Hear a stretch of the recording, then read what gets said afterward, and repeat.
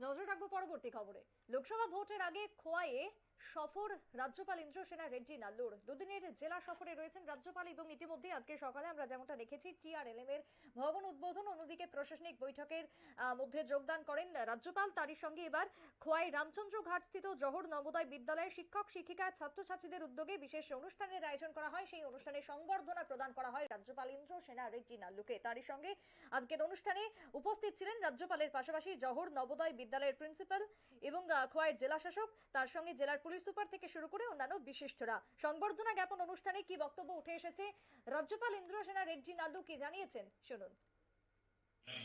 School है 88 से शुरू हो गए। बहुत से हजारों लोगों को इधर पढ़ाई सिखा के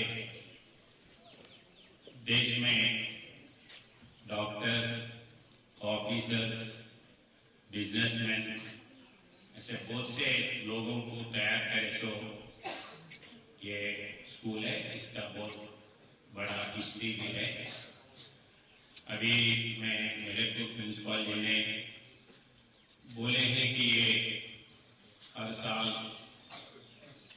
ऑलमिनी स्टूडेंट्स को भी बुलाते हैं। उसी टाइम पे मेरा सुझाव भी है कि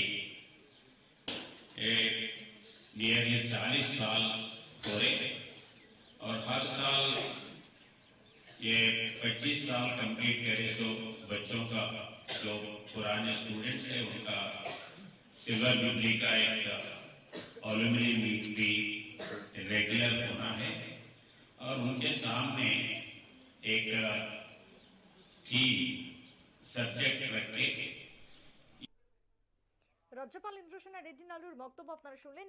খোয়াইতে দুদিনের সফরে রয়েছেন রাজ্যপাল এবং তার সঙ্গে বেশ কিছু কর্মসূচি রয়েছে, সামনে রয়েছে লোকসভা ভোট, তাই তার আগে খোয়াইয়ের সফর। খোয়াই প্রশাসনিক যে বৈঠকে তিনি যোগদান করেছিলেন সেই বৈঠকে পরিস্থিতি নিয়ে তিনি সন্তুষ্টি প্রকাশ করেছেন। অন্যদিকে সংবর্ধনা প্রদান করা হয় স্কুলের পক্ষ থেকে, তাতেও তিনি খুশি বলে ব্যক্ত করেছেন।